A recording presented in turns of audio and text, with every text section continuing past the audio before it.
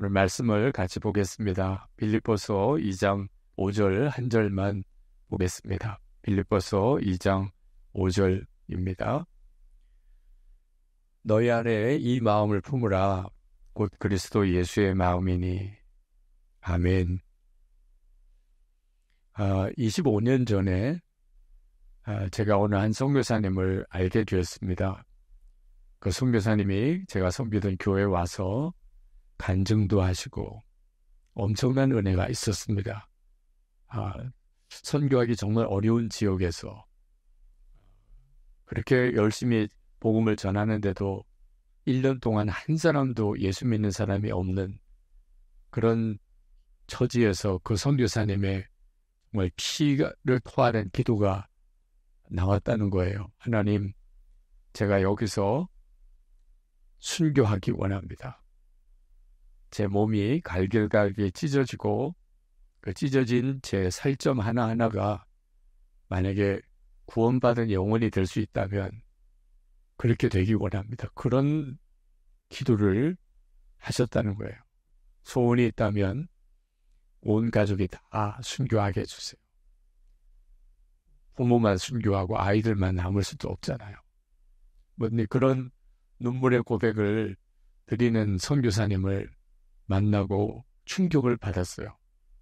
저는 목사고 그분은 선교사고 같은 시대에 같은 하나님의 종인데 어떻게 저런 기도가 나오나. 저하고는 너무나 다른 그런 깊은 은혜에 정말 충성스러운 그런 선교사님을 보고 너무너무 감동도 받았고 도전도 받았고 함께 눈물로도 기도를 했습니다. 근데 그분을 얼마 전에 만났어요. 정말 우연처럼. 너무 반갑더라고요. 그 선교사님이 꼭 저에게 뭔가 목사님 드릴 말씀이 있다고 했을 때 그렇게 하자고. 그런데 도무지 시간을 낼 수가 없었습니다. 마음에는 그 선교사님을 만나야 되는데 그런 마음의 부담만 있었죠. 그런데 한 번은 식당에 식사를 하려고 이렇게 줄을 쭉 서 있는데 그 선교사님을 만났어요. 따로 만날 시간을 약속을 낼 수가 없는 그런 형편이라 여기서라도 이야기하시자고. 그래서 줄을 쭉 서서 이제 배식하는 순서를 기다리면서 가고 있는데 옆에서 이제 그 얘기를 나눴어요. 그 선교사님이 굉장히 주저주저 하시더니 목사님께 꼭 고백할 게 있다는 겁니다.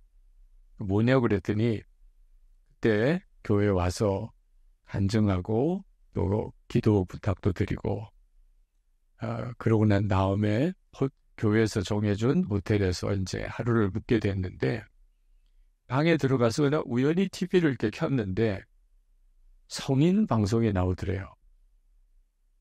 근데 그걸 한동안을 봤다는 거예요. 세상에 오늘 내가 저녁에 교회 가서 그런 은혜로운 말씀을 나누고 간증하고 내 심정을 그렇게 고백하고 그래 이게 뭐야? 너무 본인도 당황스럽고 그렇게 TV를 켜서 나왔으면 빨리 채널을 돌리든지 끄든지 했어야 되는데 그걸 한동안에 봤다는 거죠. 너무 저에게도 미안하고 교인들에게 너무 가정하게 내가 말씀을 전한 것 같고 교인들은 나를 엄청난 정말 선교사로 보았을 텐데 내 실상은 이렇게밖에 안 되는 건가. 하나님 앞에 너무 죄스럽고 그래서 저를 만나서 그랬다고 하는 내용을 고백하고 용서를 구하고 싶었는데 만날 수가 없었던 거예요. 25년 동안. 근데 정말 우연처럼 이렇게 만난 거죠. 그 고백을 하고 싶었는데 참 그런 고백을 식당에서 줄 서서 하는 것도 참 난감한 일이더라고요. 옆에 있는 사람도 다 듣는데 그 고백을 하는 거예요. 제가 그 선교사님에게 한동안 말을 못했어요. 그 뭐라고 이야기를 해줘야 되나. 제가 그 선교사님께 그렇게 말씀을 드렸습니다. 고맙다고. 선교사님 너무 감사해요. 주님께 그런 마음을 주신 주님께 이렇게 순종해서 고백을 하신 것에 대하여 주님이 기뻐하실 겁니다. 주님께서 선교사님의 그때 그 호텔에서의 그 선교사님의 모든 행동을 주님은 이 고백을 통하여 정결하게 하셨을 겁니다. 선교사님 그런 고백을 해주셔서 너무 감사합니다. 나이가 꽤 드셨어요, 이제는. 네. 우시더라고요.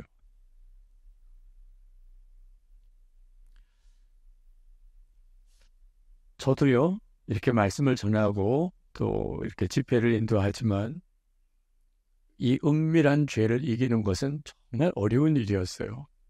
사람이 보는 앞에서 잘하는 것과 아무도 없을 때 내가 어떻게 행동하는 것은 전혀 다른 문제더라고요. 분명히 제 안에는 예수님께서 거하시는 증거가 분명해요. 예수님이 아니면 저를 설명할 수가 없어요. 제 안에 하나님을 향한 갈망도 너무 분명해요. 주님께서 제 안에 정말 함께 하시고 그리고 너무나 분명하고 선명한 복음을 알게 하시고 그런데도 여전히 은밀한 시간에 다가오는 유혹을 이기는 것은 어려운 일이더라고요. 사람들이 아무도 안 볼 때 그때 육신의 욕구와 험난의 욕구와 사람의 본성을 이기는 것은 전혀 다른 문제더라고요. 은혜가 없는 것도 아니에요. 하나님을 안 믿는 것도 아니에요. 그런데도 내 육신을 이기는 일은 또 다른 문제처럼 다가오는 거예요. 두려움과 염려는 여전히 제 안에도 역사를 하고 도대체 이건 뭔가? 베드로가 물 위를 걸었지만 또 물 속에 빠져들었었잖아요. 하나님의 역사가 없는 건 아닌데 또 엄청난 실패가 와요. 엠마오로 가는 두 자매가 부활의 주님을 만나고 대화를 하면서도 두려움과 염려는 해결이 안 됐습니다. 베드로는 주님을 위해서 죽기로 마음의 결심까지 했는데 결국은 예수님을 3번이나 부인하고 말았죠. 제자들은 그렇게 주님을 따랐지만 주님의 십자가 길을 짚고 가실 때 도망갔습니다. 도대체 어떻게 하면 우리는 진짜 온전한 그리스도인이 될 수 있을까요? 오늘 우리 신학생의 참 피를 토하는 간증을 본인의 일기를 썼으니까 그 절절한 고백이 나오는 거죠. 매일매일 죄와의 싸움, 자기 자신과의 싸움에서 우리는 어떻게 승리할 수 있을까요? 근데 그때 하나님께서 도무지 이 은밀한 죄를 어떻게 이길 수 있나요? 라고 할 때 주님이 주셨던 응답이 참 놀라웠어요. 믿음의 문제라는 거예요. 믿음이 적은 자요. 왜 믿지 못하느냐는 거예요. 저는 이 죄를 이기는 문제는 노력의 문제라고 생각했어요.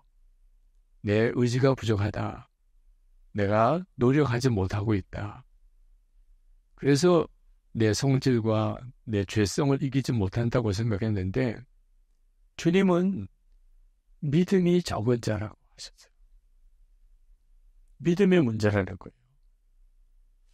한동안 그 문제는 저에게서 큰 숙제였어요. 과연 진짜 믿으면 죄를 이길 수 있을까? 믿잖아요. 예수님을 믿는데 안 되는데 어떻게 해요? 성령 체험도 했었어요.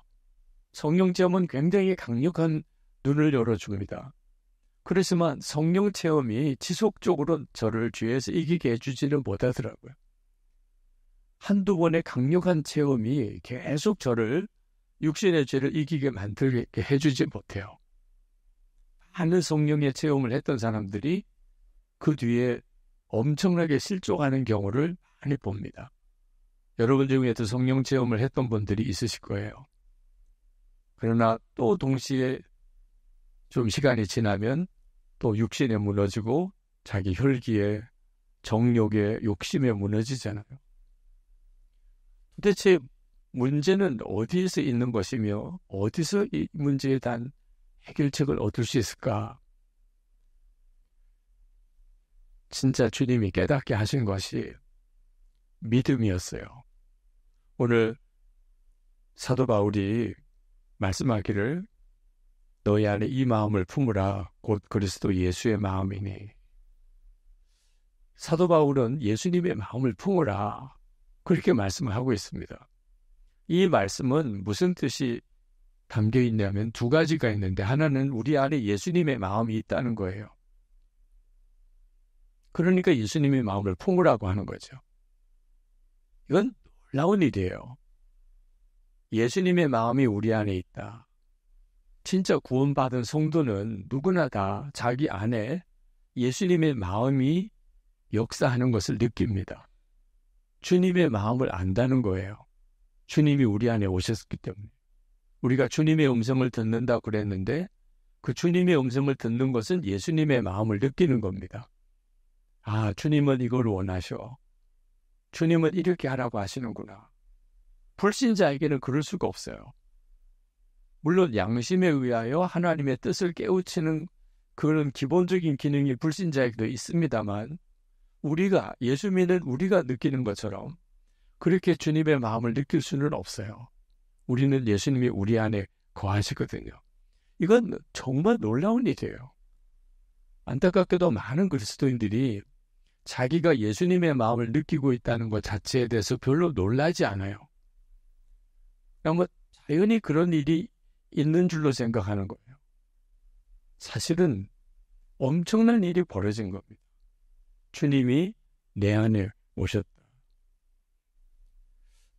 그 선교사님이 25년이 지난 지금 그날 있었던 이야기를 저에게 고백하게 된 것은 그 선교사님 안에 주님이 하신 거죠. 그 죄를 고백하라. 그날 그런 은혜의 간증 집회를 끝내고 너가 했던 그날의 그 일을 너가 그 목사님에게 고백해라. 그런 마음이 그 선교사님에게 있었던 거죠. 우리에게도 똑같잖아요. 오늘 여기 오신 것도 그렇고 또 여러분이 그동안 예수 믿고 살아가는 동안에 여러분은 분명히 예수님의 마음을 느끼고 있어요. 그 예수님이 여러분 안에 오신 거죠. 여러분 안에 거하시는 분명한 증거입니다. 안타깝게도 그것이 너무 작게 느껴지니까 마치 없는 것처럼 생각할 수 있어요. 그러나 비록 작아도 주님의 마음이 없는 사람, 성도는 없어요. 주님의 마음이 없다면 그런 성도가 아닌 거죠. 예수님이 우리 안에 거하셔서 우리에게 말씀하세요. 제가 어느 교회 부흥회를 인도하고 그리고 그 교회 교인들이 아마 부흥에서 받았던 은혜를 서로 나누는 시간을 가졌던 모양입니다. 근데 어느 한 분이 그런 이야기를 하셨대요. 유기성 목사님의 설교가 은혜로운 것은 너무 성공 사례만 많이 이야기하기 때문에 그렇다. 실제로는 실패 사례가 훨씬 많을 거라는 거예요. 성공 사례만 몇 가지 이렇게 이야기하니까 그렇게 살 수 있나 보다 그렇게 생각하는 거지 실제로는 거의 대부분은 그렇게 못 산다는 거예요. 유기성 목사의 설교처럼 그렇게 못 산다는 거예요. 그 말을 이렇게 전해 듣고 제 마음에 참 많은 생각이 들더라고요. 그렇게 생각하는 분들도 계시구나. 제가 말씀을 전하면서 실제적인 예를 가능하면 들어드리려고 하는 이유는 아주 작아 보여도 실제로 주님의 역사였던 것을 깨우치는 눈을 뜨게 해드리고 싶은 거예요. 실제로 성도들, 구원받은 성도들은요, 주님과 함께 살아요. 주님이 그 사람의 심령 속에 계시면서 그에게 계속 말씀하고 계세요. 주님의 마음을 느낀다고요. 불신자와 완전히 달라요. 그런데도 그게 얼마나 놀라운 일인지를 모르는 거예요. 그 눈이 뜨이기 시작할 때부터 삶이 완전히 달라지게 됩니다. 여러분 진짜 놀랄 일은 놀래야 돼요. 호랑이 새끼와 강아지는 다른 거잖아요. 강아지도 귀엽긴 귀여워요. 근데 호랑이 새끼를 보면 놀래잖아요. 호랑이다 이렇게 하잖아요, 우리가. 그죠? 새끼지만 호랑이인 거예요. 시간 문제일 거예요. 조금만 자라면 이제는 뭐 가까이 할 수도 없는 그런 동물이잖아요. 예수님이 내 안에 계시냐 안 계시냐 그게 중요한 거지 크냐 작으냐가 중요한 게 아니에요. 주님의 역사가 크면 좋겠지요. 그러나 우리 자신이 워낙 육신이 여전히 남강한 가운데 있어서 처음에는 주의 역사가 작게 느껴질 뿐이에요. 작게 느껴져도 주님의 역사라면 그건 정말 놀라운 일이죠. 주님이 내 안에서 역사하시네. 내게 말씀하시네. 이건 정말 놀라운 일이거든요. 그걸 놀랍게 여기기 시작할 때부터 우리는 주님과 동행하는 차원이 달라지게 되는 거예요.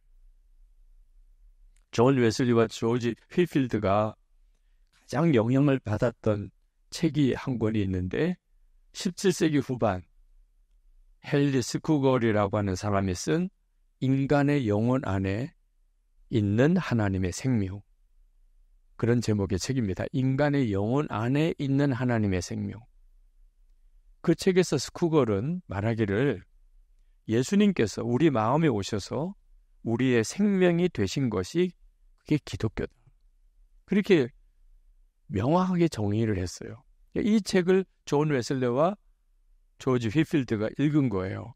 읽고 난 다음에 그동안에 자기들은 그리스도인이 아니었었다고 고백을 했습니다. 그들은 아주 경건한 집안에서 태어나서 그 경건한 신앙 교육을 받았고, 그리고 일주일에 2번씩 금식하고 하루 9시간씩 기도하고 오랫동안 성례식에 참여하고 그렇게 살았어요. 그렇지만 자기 안에 예수님께서 거하신다는 것에 대해서는 그 책을 읽기 전까지는 몰랐어요. 그래서 그들은 고백하기를 우리는 종교인이었지 진정한 그리스도인이 아니었다. 그러니까 진정한 그리스도인은 예수님이 정말 내 안에 거하신다는 것을 명확하게 알게 될 때부터 그리스도인이에요. 예수님이 내 안에 계시다. 예수님이 내 안에 계신 것을 어떻게 알아요? 예수님의 마음을 느끼는 거예요. 그걸 주님의 음성을 들었다고 말하는 거예요. 주님은 포도나무고 나는 가지고 나는 주님 안에, 주님은 내 안에 거하시는 것을 믿을 때, 우리는 주님 안에, 주님이 우리 안에 거하시는 것이 진짜 믿어질 때, 나는 십자가에서 예수님과 함께 이미 죽었고 이제는 예수님의 생명으로 내가 산다는 사실을 내가 믿을 때, 그때부터 인생이 뒤집어지고 믿음의 문제였어요. 이 육신과의 싸움, 죄와의 싸움, 은밀한 죄와의 싸움, 거기서 이길 수 있을까? 이 문제는 노력의 문제가 아니고 믿음의 문제예요. 예수님과 나는 포도나무와 과즙처럼 하나요? 나는 주님 안에 있고 주님은 내 안에 계시다. 이제는 나는 예수님과 함께 이미 죽었고 옛사람은 이제 나는 부활의 주님의 생명으로 사는 거다.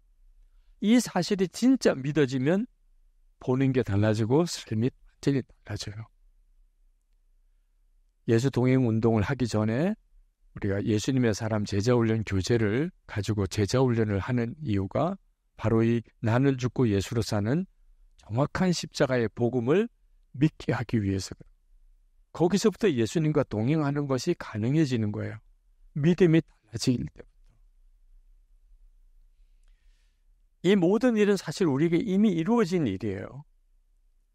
여러분이 주님과 여러분 사이가 포도나무와 가지처럼 되지 않았기 때문에 이제 하나님이 그런 은혜를 주실 일이 아닙니다. 이미 그런 은혜가 주어졌어요. 여러분이 아직도 안 죽은 게 아니에요. 이미 예수님 안에서 여러분은 죽었어요. 이미 다 여러분에게 이루어진 일이에요. 믿느냐 안 믿느냐 문제뿐이에요. 많은 분들이 자기가 안 죽었다고 그래요. 실제로는 안 죽었다고 믿는 거예요. 성경은 분명히 죽었다고 말하고 있어요. 우리가 그걸 진짜 믿게 될 때, 예수님이 정말 내 안에 계시는구나.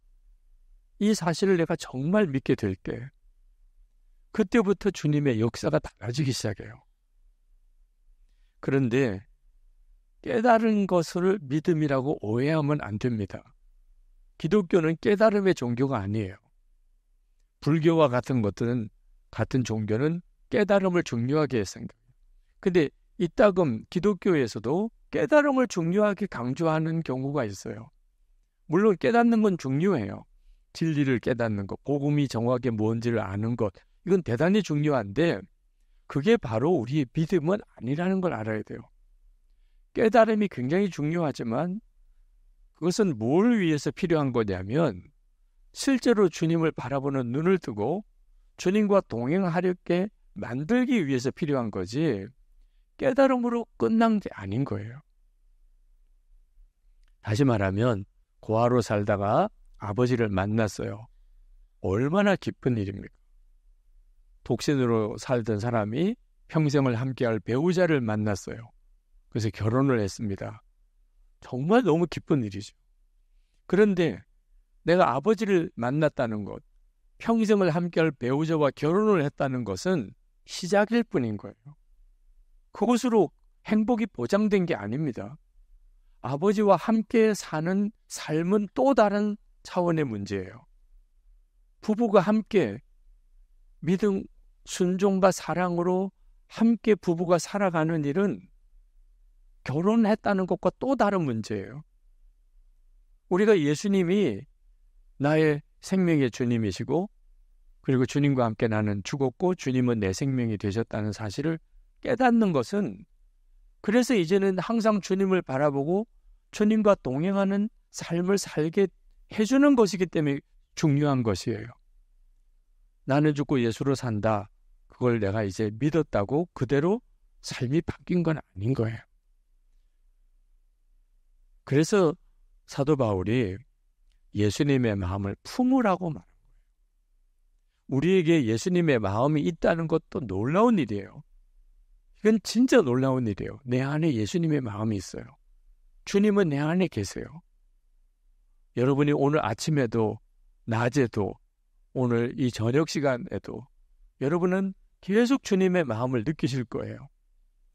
근데 그건 정말 놀라운 일이지만 더 중요한 일은 품어야 된다는 거예요. 예수님의 마음을 이제 품어야 된다는 거예요. 이 예수님의 마음을 품는 것은 어떻게 하는 거냐? 그 주님의 마음으로 순종하여 사는 것입니다. 만약에 예수님의 마음을 느꼈는데 실제로 순종하지 않으면 품지 않은 거예요. 예수님의 마음을 느끼기만 한 것뿐입니다. 사도 바울이 예수님의 마음을 자기를 비우는 것이라고 했어요.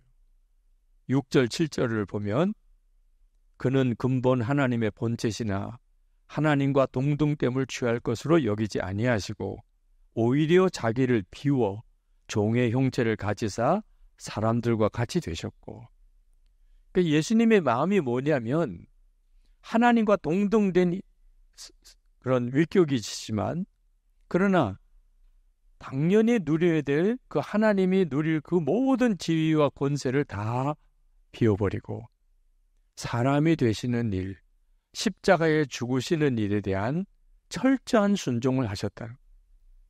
당신의 생각, 당신의 소원, 당신의 의지 비워버리고 철저하게 아버지 하나님께 순종하셨다. 그게 예수님의 마음이라는 거예요. 우리가 예수님의 마음을 품는다는 말은 똑같이 한다는 거예요. 내 생각, 내 계획, 내 취향, 내 판단 다 십자가에 못 박고 그리고 이제 철저하게 주님 원하시는 대로 주님이 하라시는 대로 순종하게 되는 것을 예수님의 마음을 품는다고 말하는 거예요. 예수님의 마음을 품게 될 때 비로소 주님이 나를 죄를 이기게 하세요. 내가 도무지 할 수 없는 일을 주님이 나를 통해 하세요. 그래서 우리가 더 놀라게 되는 거예요. 우리가 할 수 없는 것을 우리가 알지요. 불가능하다는 걸 알아요. 주님이 저에게 죄와의 싸움에서 계속 실패를 하고 또 실패를 하고 이길 가능성이 하나도 없어요. 그걸 통해서 저에게 깨우쳐 주신 것은 하나예요. 더 노력가 아니었어요. 제가 도무지 죄를 이길 수 없다는 것을 인정하게 하죠. 나는 도무지 이길 수가 없어요. 내 혈기를, 내 정욕을, 내 속에 있는 은밀한 죄를 나는 이길 수가 없어요. 이건 노력해서 될 문제가 아니라는 거예요. 주님은 주님이 해주신다는 것을 믿으라는 거예요. 주님이 하신 죄를 이기게 하는 거, 성질을 이기게 하는 거, 혈기를 이기게 하는 거, 그걸 주님이 해주시는 거예요. 이게 복음인 거예요. 주님이 하시려면 반드시 우리가 할 일이 있는데 예수님의 마음을 품는 거예요. 그 선교사님이 제게 꼭 그날 밤에 부끄러웠던 자신의 행위를 자백하라 하는 주님의 마음을 가졌는데 순종은 다른 문제예요. 그런 생각할 수 있죠. 주님이 그걸 원하시나 봐. 그런데 그 고백은 너무 부끄러운 일이에요. 다 은혜 받으셨는데 너무 좋았다고 그랬는데 그 세상에 그날 밤에 있었던 일을 이야기하면 이거 한순간에 다 물결듯이 되고 나는 어떻게 보실까? 그럴 수도 있잖아요. 그러나 그 선교사님이 계속 주님의 강권하심 속에 순종하고 그리고 고백해. 그게 예수님의 마음을 품는 거예요. 예수님의 마음을 가진 것과 예수님의 마음을 품는 것은 전혀 다른 문제예요. 여러분에게 이 시간 다 말씀을 드릴 수는 없지만 그 선교사님의 고백을 듣는 순간에 그때 주님은 제 마음에 여러 가지 많은 하나님의 인도하심을 구하는 기도 제목이 있었어요. 하나님 이 일을 해야 됩니까? 하나님 이 일을 제가 맡아야 됩니까? 근데 그 선교사님의 고백을 들으면서 정말 소름 끼치도록 주님이 너가 그 일을 하라 하는 마음을 저에게 주셨어요. 그 선교사님은 그날 TV에서 나오는 성인 방송 그런 방송을 보고 그냥 그러셨다는데 한 25년 지난 지금 이 나라에 이 음란한 영상은 상상이 안 될 정도예요. 특히 우리 아이들 분별력도 없고 의지력도 없는 우리 아이들은 무방비 상태로 노출되어 있어요. 이렇게 계속 또 한 10년, 20년 지나고 나면 세상은 어떻게 변할까? 끔찍할 정도예요. 이제는 그냥 영상으로 보는 음란한 일과 실제 삶 속에서의 음란한 일이 구분이 안 되는. 그래도 여기 계신 여러분들은 음란에 아직도 헤어나오지 못하고 그러니까 정말 그 일에 곁눈질하고 은밀한 죄를 짓고 있는 사람 그래도 현실 세계 속에서는 그러면 안 된다고 생각은 하잖아요. 그러나 우리의 자녀들은 전혀 다르게 돼요. 구분이 안 돼요. 그 정도로 인터넷 속도는 엄청난 속도로 빨라지고 그리고 이 영상으로 우리 속에 파고 들어오는 이 음란의 역사는요 무서울 정도로 우리가 할 수 있는 일이 아무것도 없잖아요. 그런데 할 수 있는 일이 있다는 것을 주님이 말씀하셨어요. 하여튼 그 선교사님의 이야기는 저에게 지금 우리가 얼마나 심각한 상황 속에 있는지에 대한 너무나 간절한 호소와도 같았어요. 그 선교사님이 그럴 정도라면 그러면 지금 이 시대에 얼마나 많은 사람들이 진짜 드러내지 않으니까 전혀 고백하지 않으니까 그런 거죠. 정말 얼마나 무섭게 빠져들어가는지. 여러분은 예수님의 마음을 품으시고 계신가요? 예수님의 마음을 느끼는 것과 품는 것은 정말 다르다고 그랬잖아요. 많은 그리스도인들이 다른 사람들의 문제에 대해서는 예수님의 마음을 느껴요. 그리고 그 마음을 품어요. 그래서 다른 사람에게는 충고를 해요. 당신 그렇게 살면 안 돼. 인생 그렇게 살지 마. 주님이 보면 뭐라고 하시겠어. 다른 사람에 대해서는 그렇게 이야기를 해요. 그 사람들이 막 듣기 싫어하는데도. 근데 자기 자신에게 주시는 주님의 마음은 어쩌면 그렇게 좀처럼 듣지 못하는. 제가 한번 부흥회를 갔다가 그 목사님께서 어느 한 청년을 위해서 그렇게 기도 부탁을 하더라고요. 그래서 그 청년을 위해서 기도를 했는데 그 청년은 솔직히 조금 귀찮아하는 표정이었어요. 목사님이 기도 받으라니까 그냥 억지로 기도 받는 것 같은 그런 느낌이었습니다. 그리고 부흥회를 끝나고 돌아왔는데 그 청년이 저에게 메일을 보냈어요. 부흥회 때 자기는 마음 준비는 안 돼 있었지만 은혜가 됐다는 겁니다. 그리고 목사님이 저를 위해서 기도해 주신 것도 감사하다는 겁니다. 근데 그 다음에 하는 이야기가 그런데요 목사님 우리 담임 목사님 위해서도 좀 기도해 주세요. 자기가 보니까 담임 목사님도 너무 문제가 많대요. 기도를 받아야 될 필요가 있대요. 왜 꼭 교인만 강사 목사님한테 기도 받아야 되나요? 담임 목사님도 안수기도 받아야 될 필요가 혹 있지 않겠습니까? 제가 물론 그 두 경우는 참 아름다운 경우입니다. 목사님은 청년을 위해서 기도 받으라 그러고 청년은 또 목사님도 기도 받으라고 하는 이 아름다운 정말 훈훈한 분위기일 수 있어요. 그러면서도 제 마음에 어차피 이렇게 남의 문제에 대해서는 저렇게 정화할까? 자기 문제에 대해서는 전혀 주님의 마음을 못 느끼는 거예요. 로마서 1장 28절에 사람들이 마음에 하나님 두기를 싫어한다고 그랬어요. 이게 우리에게 있어서 정말 심각한 문제예요. 예수님의 마음을 품기 싫은 거예요.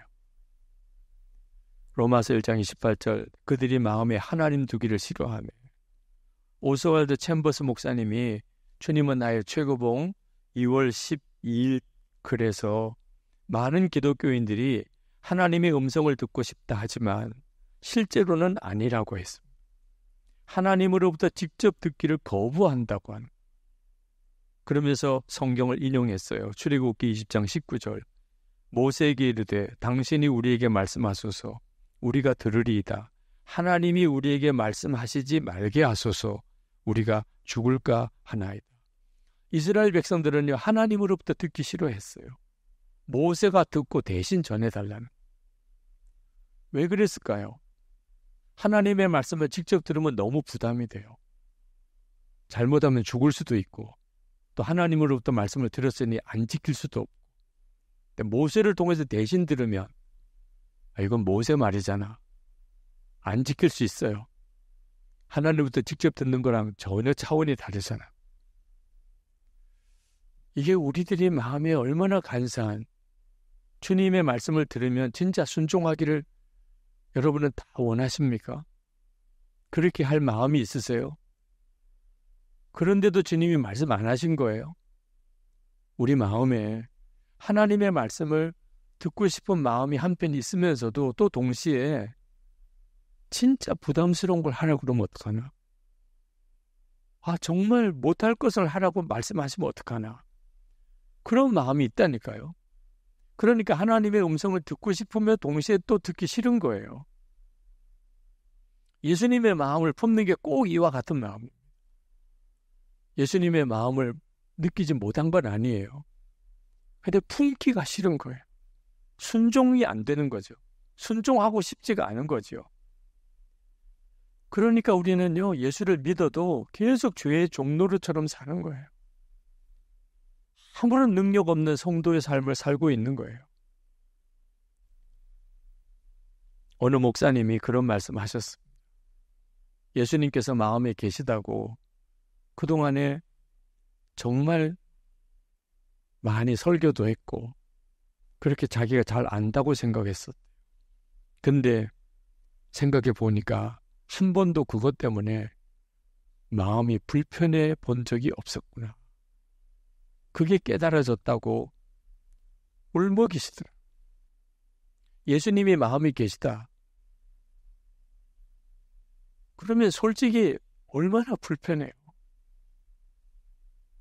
주님을 마음에 모시고 산다. 이제 마음대로 못 사는 거죠. 주님이 가라고 하면 어디든지 가야 되고 하지 말라고 그러면 무엇이든지 하지 말아야 되고 주님이 기뻐하지 않으면 안 하는 거죠. 주님이 기뻐하시면 아무리 힘들어도 해야 되는 거죠. 그게 예수님을 진짜 마음에 모시고 사는, 그렇게 살기를 여러분은 원하십니까?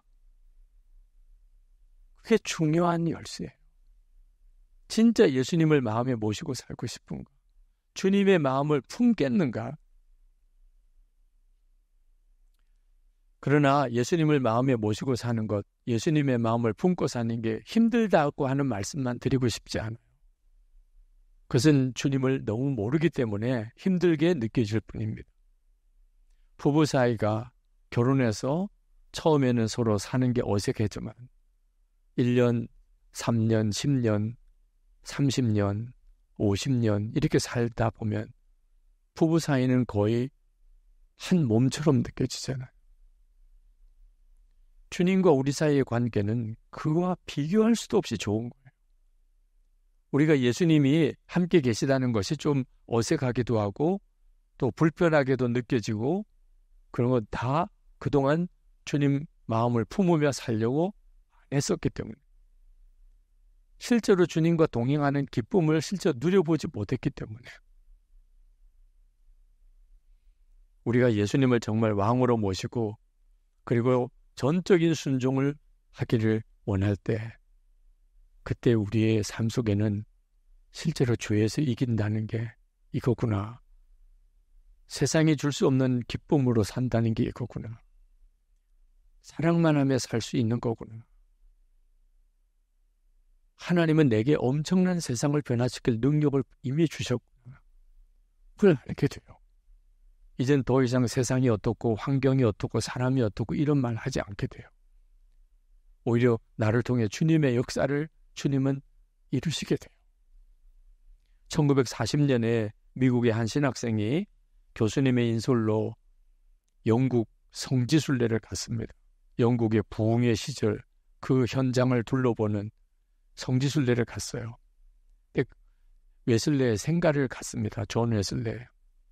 그 신학생들이 교수님과 함께 웨슬레 생가를 쭉 이렇게 보는데 웨슬레의 침실을 가게 됐어요. 근데 그 침실에 카펫이 있는데 카펫의 한쪽에 구멍이 2개가 이렇게 움푹 파인 그런 곳이 있었어요. 그 안내하시는 분이 설명하기를 여기가 웨슬레 목사님이 기도하던 자리, 무릎 꿇고 기도하던 자리, 그 기도하는 흔적이라. 얼마나 기도했으면 카펫이 움푹 파였어요. 그리고 이제 그 다음 방으로 갔습니다. 근데 그 신학생이 그 장면이 너무 강렬하게 자기에게 와닿았어요. 그 다음 방으로 가지 않고 그 움푹 패인 그 카펫에 자기 무릎을 거기다 꿇었어요. 그리고 하나님께 기도했어요. Do it again. Lord, do it again. 주님 다시 행하소서. 웨슬레 목사님에게 허락하셨던 그 은혜, 그 기도의 영, 그 성령의 역사를 주님 제게 다시 행하소서. 그렇게 간절히 기도했어요. 시간 가는 줄을 모르고 주님 다시 행하소서. 교수님이 쭉 인솔해서 생가를 빠져나오는데 학생이 하나 없는 거예요. 그 어디 있는지 찾다가 그 침실에 가서 카펫에 무릎 꿇고 기도하는 그 신학생을 봤습니다. 그리고 옆에 가서 어깨에 손을 얹고 어깨를 도닥거려주면서 이제 우리가 일정 때문에 여기를 떠나야 될 시간이다 하고 그 신학생을 이렇게 세웠습니다. 그 신학생이 누구냐 하면 빌리 그레함이에요. 빌리 그레함은 예수님의 마음을 그냥 느낀 것만 아니고 품은 거예요. 많은 학생들이 다 감동받았어요. 아, 웨슬레 목사님이 이렇게 기도하는 사람이었구나. 다 감동받았어요. 그러고는 그것이 끝이에요. 근데 빌리 그레함은 그걸 품었어요. 주여, 다시 그 일을 다시 행하소서. 윌리엄 부스도 동일한 일화가 있어요. 윌리엄 부스가 사도행전 2장에 오순절 성령 강림 사건을 묵상하다가 너무 강하게 하나님 do it again Lord. 주님 이 역사가 지금 다시 제 안에 우리 영국 교회 안에 일어나게 해주십시오. 그렇게 눈물로 기도했어요. 주님은 그 윌리엄 부스의 기도를 받으셨어요. 왜냐하면 주님의 마음을 품었으니까. 자기에게 이루어지게 해달라고 기도를 했으니까.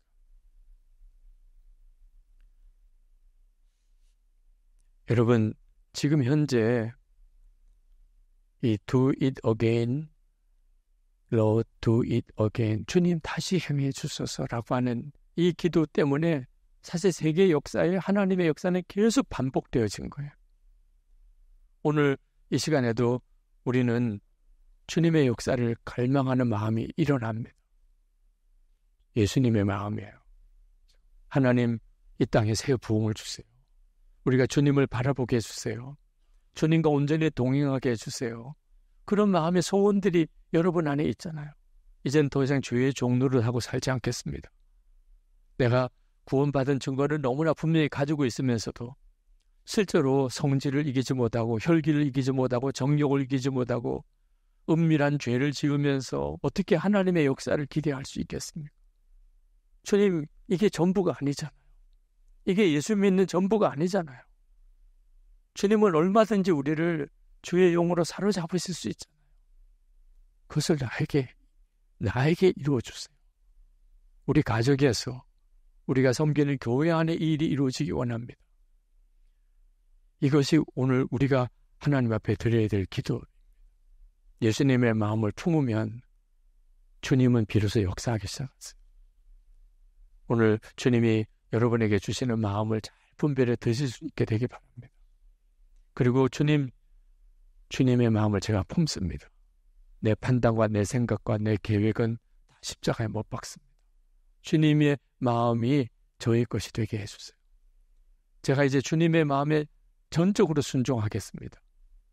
주님, 정말 다시 행해 주세요.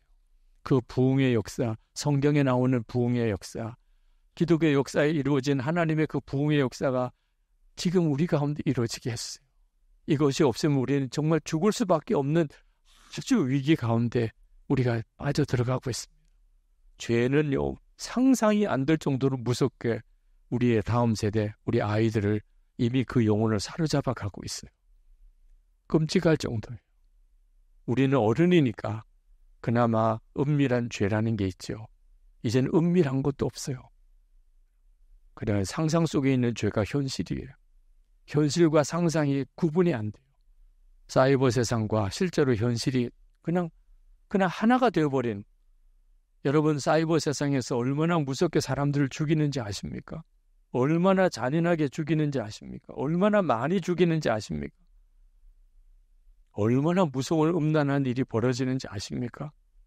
그게 그냥 세상 현실처럼 느껴지는 우리의 아이들이 자라나고 있어요. 인터넷 속도가 빨라지는 것은 무서운 세상이 오고 있다는 의미이기도 합니다. 바나나 예수 동의 일기를 쓰는 일을 통해서 그 빠른 인터넷 속도가 성도들을 영적으로 또 하나 묶어내는 하나님께서 주신 엄청난 도구라는 사실에 대해서도 새롭게 눈뜨고 있어요. 무서운 영적인 싸움이죠. 오늘 우리가 찬양하며 그리고 정말 주님의 마음을 품고 나아갈 수 있게 되기를 원합니다. 찬양을 우리 같이 하십시다. 주님 마음 내게 주소서. 찬양하겠습니다.